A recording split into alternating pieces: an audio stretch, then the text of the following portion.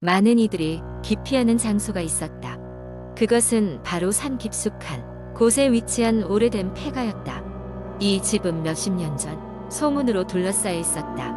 사람들은 이 집에서 밤마다 울부짖는 소리가 들린다고 말했고, 그 소리를 들은 사람들은 결코 돌아오지 못한다고 했다. 하지만 나는 그런 이야기를 믿지 않았다. 친구들과 모험을 사랑했던 나는 직접 가서 확인해보자는 장난 섞인 제안을 했다.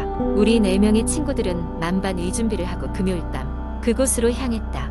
예상보다 오래 걸린 산행 끝에 우리는 드디어 목적지에 도착했다. 폐가는 낡고 늙어버린 것처럼 보였다. 문이 삐걱거리며 열리고 우리는 집 안으로 발을 들였다. 내부는 먼지로 뒤덮여 있고 희귀한 냄새가 코를 찔렀다. 손전등으로 주변을 비추자 여기저기 방치된 가구들이 우리의 환영을 맞았다. 아무것도 특별한 것은 없었다. 그렇게 우리는 긴장을 풀고 웃음 섞인 대화를 나누었다. 갑자기 창문이 닫히는 소리가 났다. 동시에 전구 하나가 깜박이며 꺼졌다. 이것은 시작에 불과했다. 우리는 서로 놀란 눈초리로 쳐다보았고 그때부터 이상한 일이 벌어지기 시작했다. 벽에 걸린 오래된 시계가 갑자기 빠른 시간으로 움직이기 시작하더니 째깍째깍 거리는 소리로 방을 가득 채웠다. 그러나 시계는 고장난 채 그대로 멈춰 있어야 했다. 한 친구가 방의 중앙에 놓인 손때 묻은 책을 발견하고 그 책을 열었다. 책 속에는 오래된 사진들이 꽂혀 있었다. 사진들은 과거 이 집에 살았던 사람들인 것 같았다. 그러나 사진 속 인물들의 얼굴은 기이하게도 모두 찢겨 있거나 번져 있었다. 그때 갑자기 한 친구가 비명을 질렀다. 우리는 소리가 난 쪽으로 급히 다가가 보니 그는 하얗게 질린 얼굴로 한쪽 벽을 가리키고 있었다. 벽에는 손톱 자국같이 깊고 날카로운 긁힌 자국들이 사방으로 어지럽게 나 있었다. 바로 그 순간 우리 중 누군가가 속삭이는 소리를 듣는다고 했다. 그 소리는 점점 또렷해졌고 귀를 기울이니 나가 라고 들리는 것 같았다. 공포에 질린 우리는 서둘러 집 밖으로 나오기로 했다. 그러나 이상하게도 출입문이 아무리 당겨도 열리지 않았다.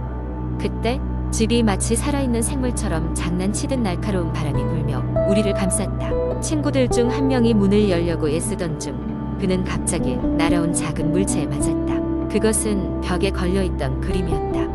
한동안 사투를 벌인 끝에 우리는 간신히 문을 밀어내고 밖으로 빠져나왔다. 집에서 얼마간 거리를 두자 저 멀리서 우리가 들어왔던 문이 다시는 닫히지 않을 것처럼 크게 열려 있었다. 그때 우리는 깨달았다. 더 이상 친구들끼리 웃으며 하던 모험은 끝났다. 다시는 그 집에 들어가지 않을 것이며 그날 있었던 일에 대해 말하지 않기로 했다. 그러나 밤이 되면 때때로 그 집을 뒤쫓던 바람 소리가 귓가에 울리곤 했다. 그리고 언젠가 각자 혼자인 밤 우린 속삭임을 들을까 두려워하며 잠들었다. 그 폐가는 여전히 숲속에 잠들어 있으며 용감한 자들이나 다시 그곳을 찾을 것이다. 하지만 그들이 어떤 경험을 할지는 아무도 알지 못한다. 이야기의 끝은 그러니까 아직은 쓰여지지 않았다. 두 번째 이야기, 제가 살고 있는 곳은 조용하고 평화로운 동네입니다. 하지만 몇 년 전 이곳에서 결코 잊을 수 없는 기이한 경험을 했습니다. 그 이야기를 여러분께 들려드리고 합니다.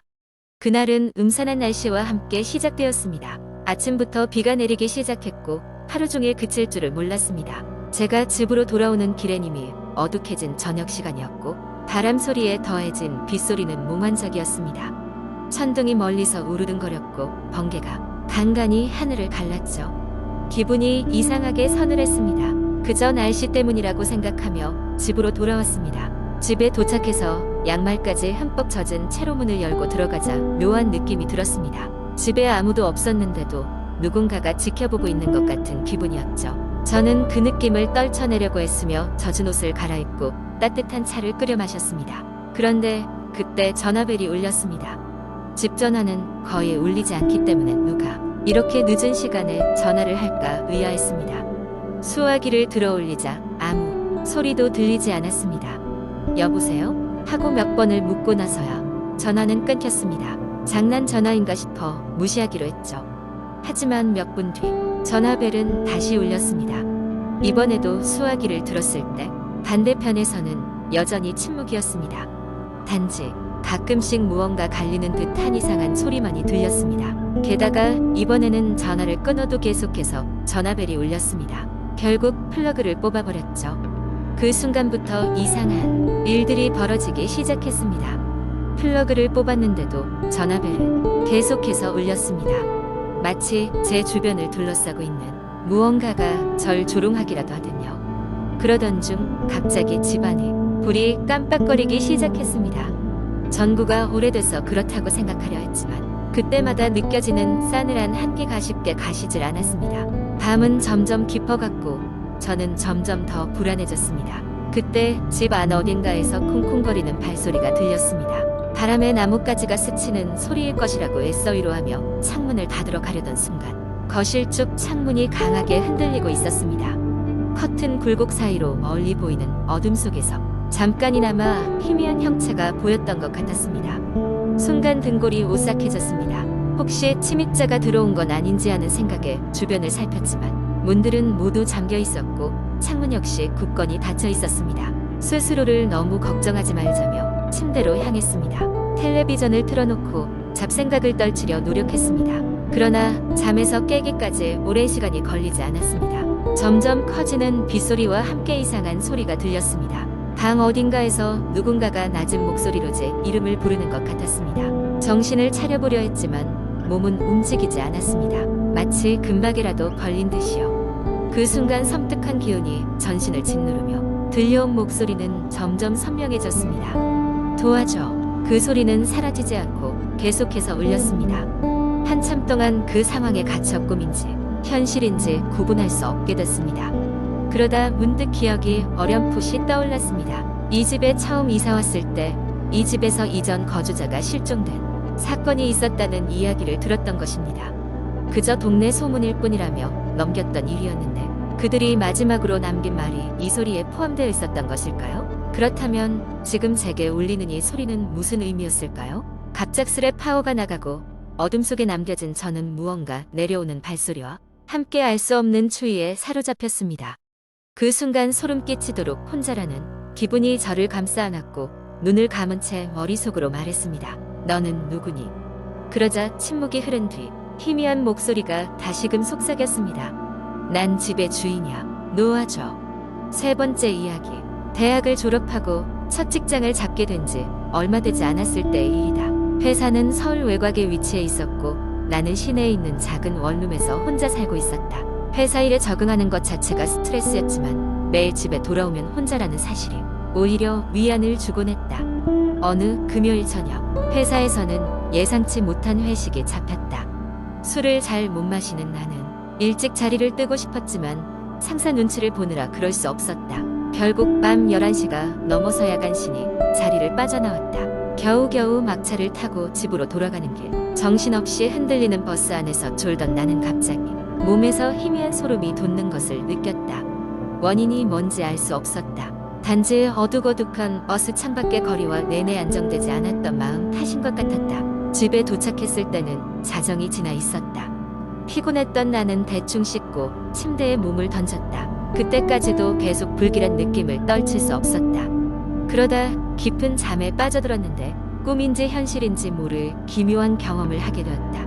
한밤중에 나는 갑자기 깨어났다. 방 안은 침묵에 휩싸여 있었다. 그런데 희미하게 귓가에 무언가 속삭이는 소리가 들렸다. 처음에는 바람 소리인가 싶었지만 곧 그것이 사람의 목소리라는 것을 알게 되었다. 여기야, 여기야. 낮고 차가운 목소리가 계속해서 반복되었다. 나는 겁에 질려 방 안을 둘러보았다. 그러나 내 시야에는 아무것도 비정상적인 것이 없었다.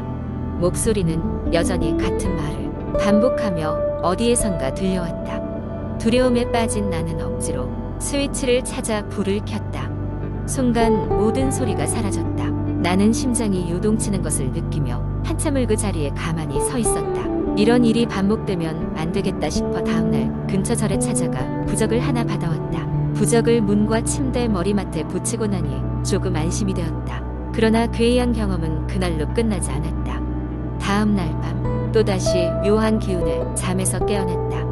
이번에는 머리맡에 부적이 붙어있다는 사실에 안도하며 눈을 떴는데 그 순간 나는 비명을 질렀다. 눈앞에 누군가 서 있었다. 창백하고 길게 늘어진 검은 머리카락을 가진 여자가 나를 내려다보고 있었다.